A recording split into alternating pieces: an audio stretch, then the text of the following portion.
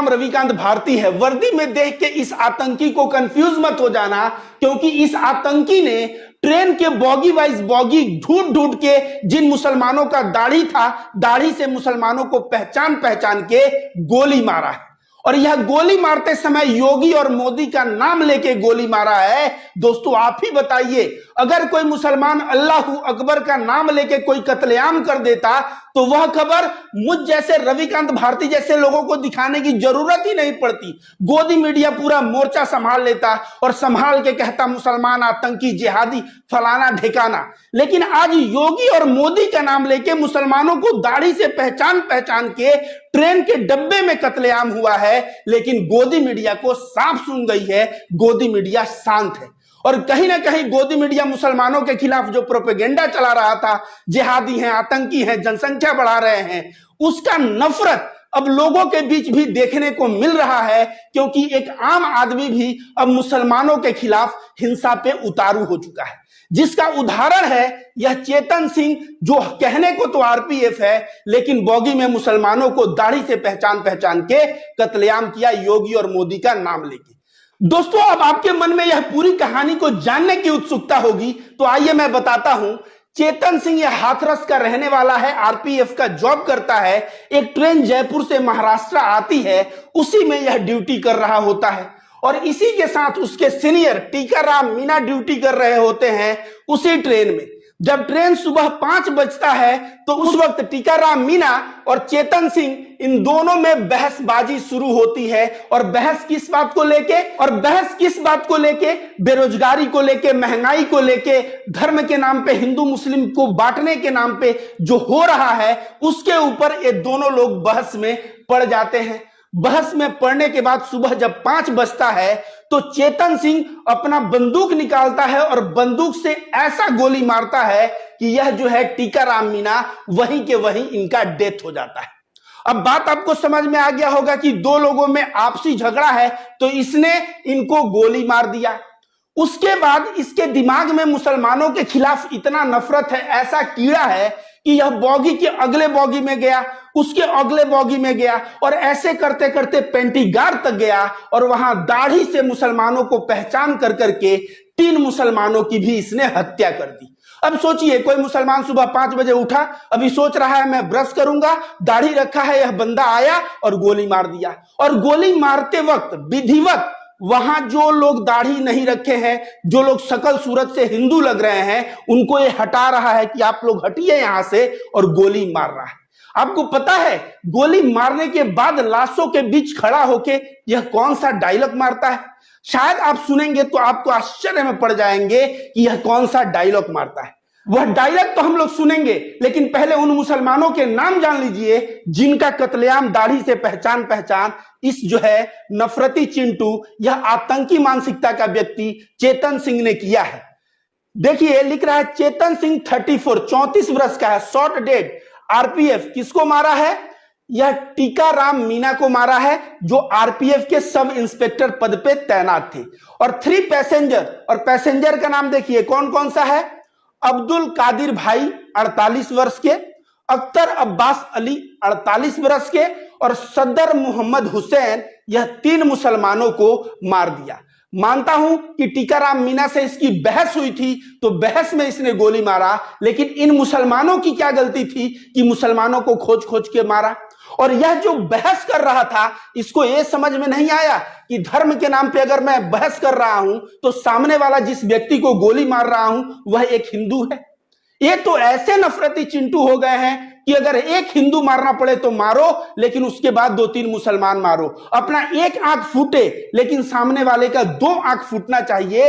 इन लोगों के अंदर नफरत जो है ना, इस कदर की नफरत जो है इन लोगों के अंदर हो गई है। अब आइए मैं बताता हूं कि यह बंदा का डायलॉग क्या था जब मुसलमानों को मार दिया, उनके लाशों के बीच खड़ा होके यह ट्रेन में क्या कहता हुआ नजर आ रहा है दूसरे पैसेंजर को। इस बात को थोड़ा आप ध्यान से सुनिएगा। देखिए क्या कह रहा है। पाकिस्तान से ऑपरेट हुए हैं, यही मीडिया कवरेज दिखा रही है। पता चल रहा है उनको, सब पता चल रहा है, इनके आका वहां हैं। अगर वोट देना है, अगर हिंदुस्तान में रहना है तो मैं कहता हूं मोदी और योगी ये 2 हैं और आपके ठाकरे। इतना बात यह कहता है, मतलब मोदी और योगी का नाम लेके अगर वोट देना है तो मोदी योगी। एक कत्लेआम करता है और कहता है हिंदुस्तान में रहना है तो मोदी योगी कहना है।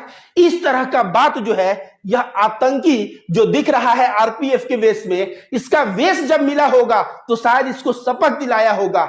इसको जब आरपीएफ पद पे नियुक्ति हुई होगी तो इसको शपथ दिलाया होगा और शपथ दिलाया गया होगा कि तुम रक्षा करोगे, और यह रक्षक के भेष में यह आतंकी निकला। यह जो है टीकाराम मीणा अपने सीनियर अधिकारी को और इसके साथ साथ दाढ़ी से पहचान पहचान के 3 मुसलमानों को ट्रेन में गोली मार देता है, और गोली मारने के बाद कहता है कि हिंदुस्तान में रहना है तो मोदी योगी कहना है। तो भैया मोदी योगी जो नहीं कहेगा, जो मोदी योगी का विरोध खड़ा रहेगा, तुम उसको गोली मार दोगे? टीकाराम मीणा मान लो कि विरोधी थे तो उनको गोली मार देना उचित हुआ? ये 3 मुसलमान जिनको मारे हो, क्या इनका मारना उचित था? इनको मारना उचित नहीं था। दोस्तों आइए मैं बताता हूं यह किसका परिणाम है। इस देखिए, यह दूसरा एक आतंकी ही मैं कहता हूं, इसका नाम सूरजपाल अंबू है। यह जो है भीड़ में 50,000 के भीड़ में कहता है मुल्लाओं को जहां देखो ठोक दो। आज वही हुआ। कहीं ना कहीं उसके बाद से प्रभावित होके यह चेतन सिंह मुल्लाओं को जहां देखो ठोक दो, बॉगी बॉगी दाढ़ी खोजता रहा कि कहां मुल्ला मिले और मैं उसको गोली मार दूं। आइए मैं बताता हूं, ये जो है देख रहे हैं नफरती चिंटू, ये नफरती चिंटू यति नरसिंहानंद सरस्वती, ये आए दिन कहता है हिंदुओं हथियार रखो, हिंदुओं हथियार रखो। क्या हुआ? इसके पास हथियार था। अब जब हथियार था, यति नरसिंहानंद कहता है हिंदू हथियार रखो। अब हथियार का इसने फायदा उठाया और जो है मुसलमानों को खोज खोज के गोली मार दिया। इसके साथ साथ मैं बता दूं कि ये गोदी मीडिया के जितने भी गिद्ध पत्रकार हैं, कभी मुसलमानों के खिलाफ कहेंगे जिहादी, कभी कहेंगे आतंकी, कभी कहेंगे ये जनसंख्या जिहाद कर रहे हैं, कभी कहेंगे यह हिंदू बेटियों को लेके भगा रहे हैं, ये लव जिहाद कर रहे हैं। इस तरह से रग रग में अंधभक्त और गोबर भक्तों के खून खून में इन लोगों ने इतना नफरत भर दिया है कि वह नफरत का नतीजा ऐसा आपको देखने को मिल रहा है। आइए दोस्तों जानते हैं असदुद्दीन ओवैसी साहब का इस मैटर पे क्या बयान आया है। Train passengers killed by RPF constable Owaisi term it terror attack targeted Muslim. मतलब ट्रेन पैसेंजर्स जिनको मारा गया है आरपीएफ कांस्टेबल के द्वारा, ओवैसी इसको आतंकवादी हमला बता रहे हैं जिसका उद्देश्य मुसलमानों को मारना था।